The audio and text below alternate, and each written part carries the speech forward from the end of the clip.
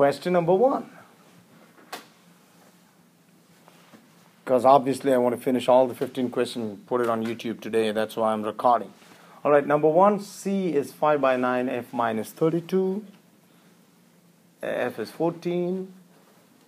So you get minus 10 degrees Celsius. And then to change,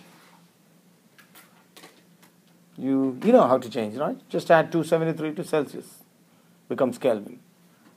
So minus 10 plus 273 is 263 Kelvin. That's the answer.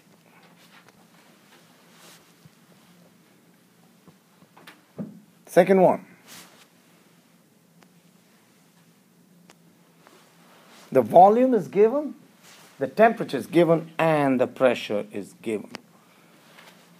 Why is and the pressure is 101 kilopascals. That's why it's 101,000.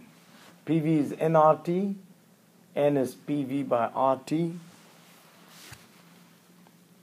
Pressure times volume divided by 8.314 times the temperature. 282 gives you 25.84 moles. And to find the mass, you multiply this with 29. You know where I got the 29 from, right? In its air, the molecular mass is 29. So the answer is 750 grams. Number 3, PV, nRT. T is PV by nR. That is, pressure is 250,000 because it's in kilopascals. And I changed the volume into meter cube, liters into meter cube, 3 times R, and the answer is 250.58 Kelvin. Just take note of this 25 liter is 25 times 10 to the negative 3 meter cube. How many moles? H2O is 1 times 2 plus 16, that's 18 grams, that's 1 mole. Okay. And that means that's your quiz question. Let's go to number 5. See, hold on. Watch what's happening. Absolute zero is normally, right, 273 degrees Celsius, isn't it? Okay. 60H is 273. 520H is 373. Let's stop there. How did I get that? On the Kelvin scale, what's the freezing point of water? No, Kelvin scale, it's 273. Celsius scale, it's 0. On the Kelvin scale, it's 273. What's the boiling point of water? 373. Are you with me on that? Okay. So that's why I wrote that. Now I take the difference for both. On the difference on the right side is 100 divisions. On the left side is 460 divisions. Come on. When you take the difference, that's what you get. Take the difference between these two and these two. So now I know that 1 division is equal to 4.6 on the H scale.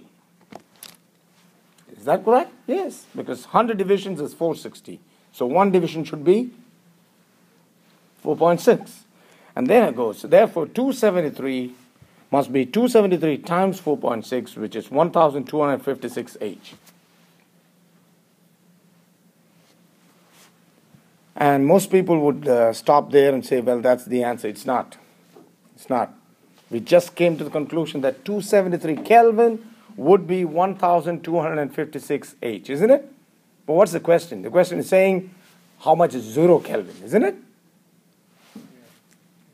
So we just got 273 Kelvin is 1,256. So what's 0 Kelvin?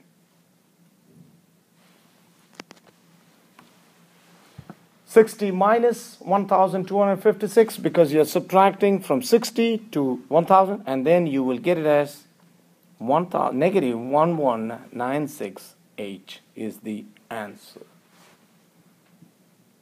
And the reason why I subtracted is to take it down from there, isn't it? Because you go 273 minus 273 gives you 0, isn't it? So you have to subtract 60, take away 1256, and that, I believe, was a tough question. You have to change negative 196 degrees Celsius into Fahrenheit. But there's a problem. What's the formula? I think I gave you both the formulas, didn't I? So it's straightforward, but I was trying to build that formula. Yeah, is that correct? F is 9c by 5 plus 32. Multiply. And I add 32 to that, and you get the answer as negative 321.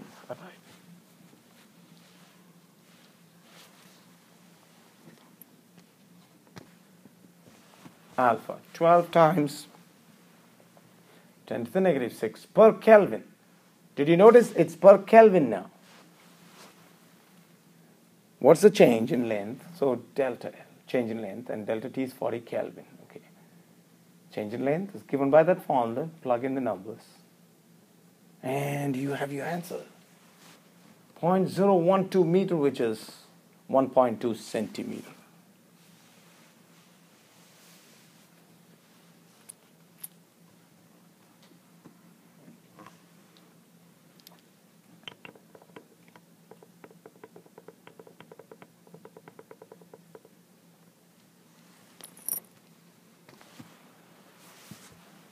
Okay, here absolute pressure is 1.25 atmospheres, which you change into Pascal like this, 101325, and you get that as 126656.25 Pascals. And everything else is easy. Volume is in liters, change it into meter cube. Temperature is in Celsius, it has to be in Kelvin. And find the number of moles first using the ideal gas equation.